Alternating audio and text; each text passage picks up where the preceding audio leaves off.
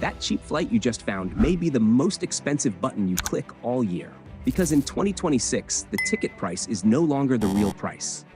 It is just the opening offer. The real cost shows up later, in the seat you choose, the fare rules you miss, the voucher you accept, the card you open, the lounge perk you renew, the Wi-Fi login you use, and the points that quietly lose value. That is the trick.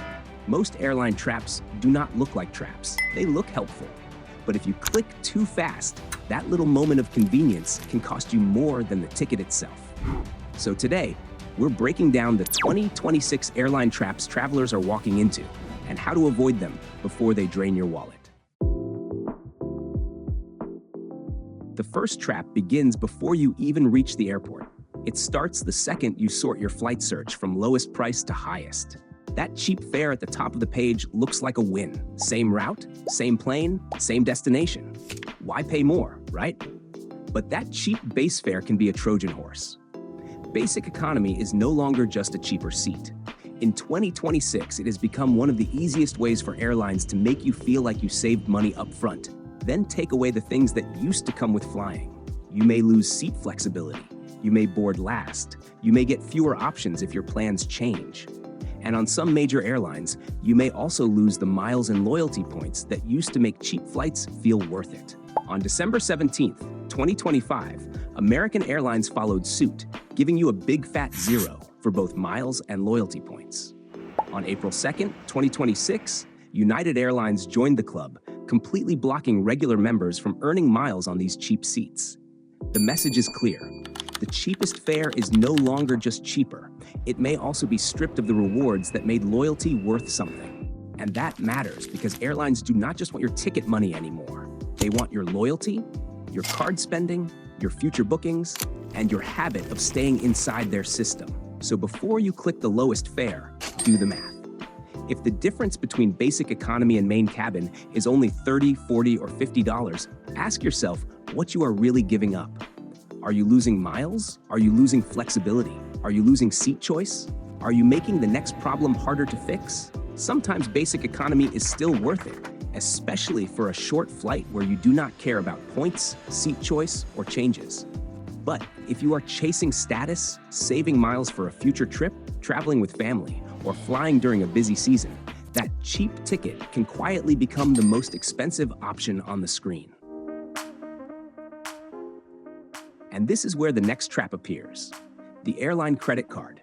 Once basic economy takes away the perks you used to get for free, the airline offers a solution right at checkout. Save $200 today. Earn 80,000 bonus miles. Free checked bag. Priority boarding. Limited time offer. It does not feel like a trap. It feels like a rescue button. You were just told your cheap ticket may not earn much, may not include bags, and may come with restrictions. Then the airline card shows up and says, "Don't worry, we can fix that." That is why it works. The offer appears when you're already buying a trip, already trying to save money, and already worried the cheap fare may cost more later. So the instant discount feels like free money, but the real math starts after you click. To unlock the big bonus, you may need to spend $3,000 or $4,000 in the first few months. If that spending was already planned, fine. But if it pushes you to buy things you did not need, those free miles are not free anymore.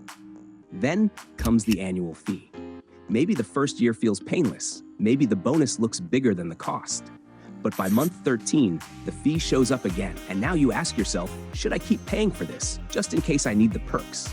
That is the psychological hook. The airline does not just want one booking. It wants your card spending, your miles, your baggage perks, your boarding habits, and your future trips tied to its system.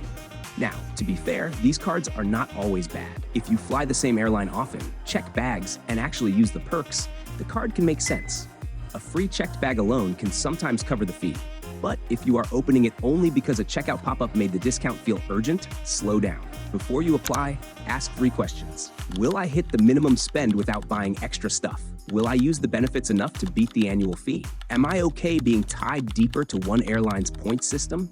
And if you do open one, put the annual fee date on your calendar. The airline is counting on you to forget. That reminder is the difference between using the card and letting the card use you. Because if the answer to those questions is no, that free bonus may just be the next payment plan for the cheap ticket you thought you already bought. And that brings us to the part most travelers forget, The miles themselves. Even if you earn the bonus and play the loyalty game perfectly, airline miles are not cash. The airline can change their value whenever it wants. And that is the uncomfortable truth about airline miles. They feel like money, but they do not behave like money. If you have $80,000 in a bank account, the bank cannot suddenly decide it only buys half as much. But with 80,000 airline miles, the airline can do something very close to that. They can raise award prices, add new fees, remove partner seats, or make your free flight cost more than you expected. And they do not need your permission. That is why hoarding miles like a retirement account is a mistake. Miles are not savings. They are airline coupons with rules attached, and the airline controls the rules. This gets even riskier when airlines merge or loyalty programs change. Your balance may survive, your points may transfer, but the real question is, what will those miles buy after the rules change? Your 60,000 miles may still say 60,000 miles, but the flight that used to cost 60,000 may suddenly cost 85,000. The card still works, it just buys less. That is the loyalty trap. Airlines want you to think of miles as a reward, but miles can also become a leash. The more you collect, the harder it feels to walk away, even when another airline is cheaper, faster, or better. So the smarter rule is simple: earn and burn. If you have enough points for a trip you actually want, use them. If you see a good redemption, take it. If merger news hits or a loyalty program changes the rules, do not sit there hoping the value magically improves. And if you want more protection, keep more rewards in flexible bank points instead of locking everything inside one airline. Chase, Amex, Capital One, and Citi points can often transfer to multiple partners, giving you more options when one airline changes the game. That does not mean airline loyalty is useless. It means loyalty should work for you, not the other way around. Because the moment your miles make you book a worse flight, pay a higher fare, or stay trapped in one airline's ecosystem, they are no longer a reward. They are another hidden cost of the ticket. And that completes the first layer of the game. The trap before your trip even begins. The fare, the credit card, the points. But the second layer shows up when something goes wrong, when your flight is delayed, canceled, or suddenly changed, and the airline knows you are tired, stressed, and desperate for a quick fix. And that is exactly when the chatbot trap works best.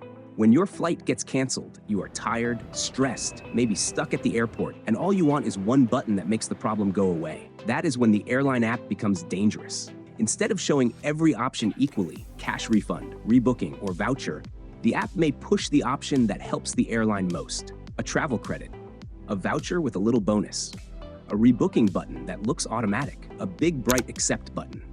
And the cash refund option? It may be smaller, slower, buried behind extra steps, or written like the hard choice. That is the trap. If a voucher looks faster than cash, many travelers will click it just to end the headache. But once you accept a voucher or travel credit, you may be giving up your right to cash back for that trip. Now your money is no longer money. It is airline store credit, inside their system, under their rules, with their deadlines. We have already seen how messy airline chatbots can get. In Canada, Jake Moffat asked Air Canada's chatbot about bereavement fares. The bot gave him wrong information and said he could claim a refund later. When he tried, Air Canada refused and argued the chatbot was responsible for its own answer. The court did not buy it. Air Canada had to compensate him. The lesson is simple. Do not treat the chatbot like your advocate. It is part of the airline system. So if your flight is canceled or significantly changed, slow down. Do not click voucher, travel credit, coupon, or bonus value until you know what you are giving up. If the bot keeps looping you, type representative, live agent, human support, refund to original form of payment. And when you reach a real person, be direct. My flight was canceled or significantly changed. I reject vouchers and travel credits. I am requesting a refund to my original form of payment. Then screenshot everything. Because when a trip falls apart, the airline wants speed to work in its favor. Fast voucher, fast rebooking, fast acceptance. Your best defense is the opposite. Slow down, read the button, and make your refund choice clear before one exhausted click turns your cash into airline credit. But even if you avoid the chatbot, the refund game is not over. The newest refund rules sound simple on paper, but in real life, the airline still has ways to make your money harder to get back. One of the biggest traps in 2026 is hiding inside a law that was supposed to protect you. On paper, the DOT refund rule sounds simple. If your flight is canceled or significantly delayed and you do not accept the airline's alternative, you should get a cash refund. But airlines have learned how to work around the edges. Once the rule drew the line at 3 hours for domestic flights and 6 hours for international flights, some airlines started treating that line like the new limit, not the minimum travelers deserve. So if your domestic flight is delayed 2 hours and 55 minutes, your day may be ruined, but your refund rights may still not kick in. That is how the fine print gets weaponized. Then there is the flight number shuffle. If a flight is falling apart, the airline may change the flight number, move you to a new flight, or automatically rebook you before the original problem looks like a clean cancellation. To you, it feels like the same ruined trip. To the system, it may look like something else. Then comes the message, "We've automatically rebooked you on a new flight. No response needed." That sounds helpful, but it can make you feel trapped. So do not let the app choose for you. If you do not want the new flight, reject it clearly. Open the app, reject the alternative if the option is there, or contact support and say, "I do not accept the alternative flight. I am requesting a refund to my original form of payment." Then screenshot everything, because automatic refund does not always mean instant refund, and automatically rebook does not mean you are stuck. Check the delay threshold, reject what you do not want. Save the proof, because the airline's favorite refund is the one you technically had the right to claim, but never clearly asked for before the system moved on without you. And now we move from the refund desk to the airport itself, where the traps are not always about cancellations anymore. Sometimes they are hidden inside the perks you thought you already paid for. You arrive early because your premium card promised a quiet lounge, free snacks, and a little peace before boarding. Then you open the app and see the wait list, 58 minutes. Your flight boards in 47. And just like that, the free lounge perk you thought you already paid for turns into a digital waiting room. For years, premium cards sold lounge access like a private escape from the terminal. Pay the annual fee, flash the card, and walk into a calmer world. But the golden era of effortless lounge access is fading fast. Lounges are crowded, and the rules are getting tighter. Amex Centurion lounges generally limit access to within 3 hours of departure. Starting July 8, 2026, layover access gets tighter too, with card members limited to entering within 5 hours of the connecting flight. Amex Platinum also makes free guests harder than many people remember. Unless you hit $75,000 in eligible annual spending, you may be paying guest fees instead. Delta has tightened the door too. Depending on the premium card, Sky Club visits can be capped, turning a perk that felt unlimited into something very limited. Capital One has also adjusted parts of its lounge system. VentureX can still offer strong value, but guest and authorized user access are no longer as effortless as they used to be. In other words, the perk did not vanish. It just became conditional. And that matters because many travelers keep expensive cards by telling themselves, "Well, at least I get lounge access." But if you only use the lounge twice a year, keep getting waitlisted, or now pay extra to bring your spouse, that perk may not be worth what it used to be. So before you renew, do the boring math. How many times did you actually get in? How many times did the waitlist make it useless? How much did you pay in annual fees and guest charges? If the numbers do not make sense, do not keep paying for the fantasy version of a perk that no longer exists, because the airline and the bank do not need the lounge to be amazing every time. They just need you to remember the one good visit and forget all the times you stood outside the glass door watching other people eat the free cookies. And the lounge is only the first sign of a bigger split happening across the airport. More and more, flying feels like two different products being sold inside the same building.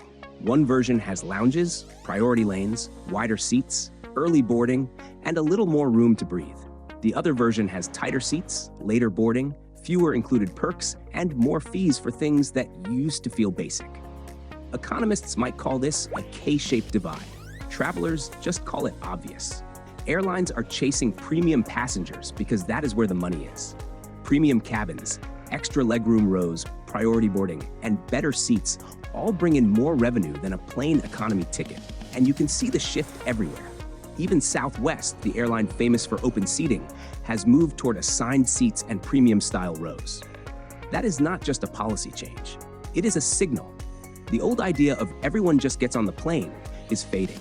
Now the cheapest ticket may get you transportation, but comfort is being sold back to you piece by piece. A better seat, an earlier boarding group, a little more legroom, a slightly less miserable experience. So do not judge a fare by the base price alone. A cheap ticket plus seat selection, bags, priority boarding, and last-minute upgrades may not be cheap anymore. That is the real lesson of the K-shaped airport. The airline is not just selling transportation, it is selling escape from discomfort. And if you do not price that discomfort before you book, you may end up paying for it later, one little upgrade at a time. And then comes the perk that sounds like it finally breaks the pattern: free Wi-Fi. After all the seat fees, lounge limits, and upgrade traps, free internet in the sky sounds like an actual win. And sometimes it is. But with many legacy airlines, free often comes with one small catch. You have to log into their loyalty system first. That is where the trap gets quiet.